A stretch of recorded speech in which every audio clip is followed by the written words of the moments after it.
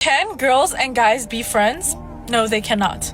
Just friends with the opposite gender isn't a personality trait, it's a biological and spiritual disaster waiting to happen.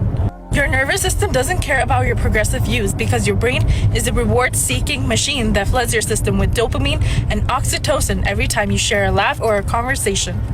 You think you're being platonic, but your prefrontal cortex is exhausted from trying to suppress natural attraction that your biology is screaming for. Islam isn't old school, it's a manual for how humans actually work.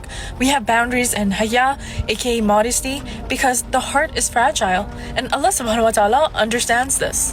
When you treat a non-mahram like a bestie, you're draining the emotional capacity that belongs to your future or current spouse. You're giving away the pieces of your soul to people who have no right to them. And to the guys protecting their female friends, you guys are just waiting for an opening.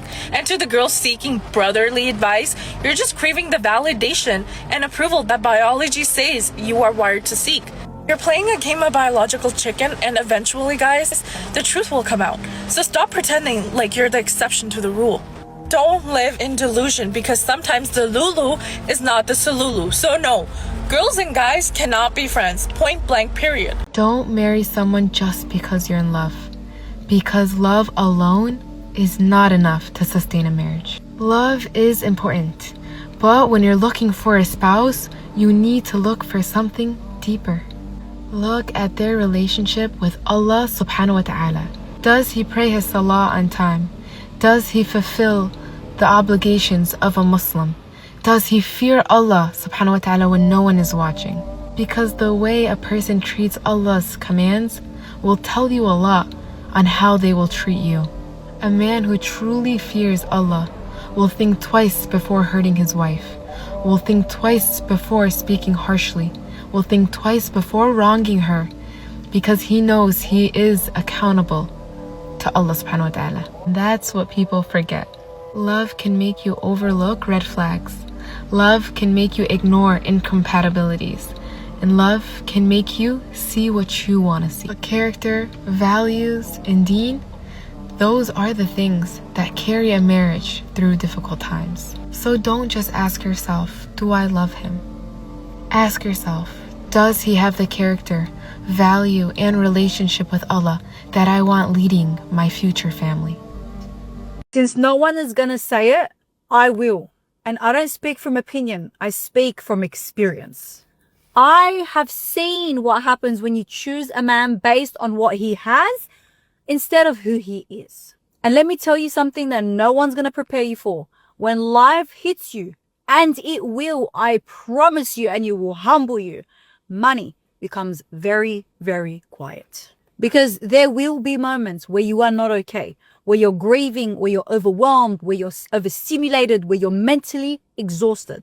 And in those moments, you don't need someone who can pay for things. You need someone who can hold you together without falling apart themselves.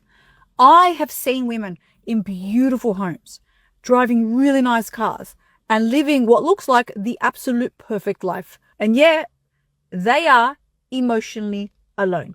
They cry in silence, they overthink everything, and they're carrying the relationship on their back because the man that they chose had money but no capacity.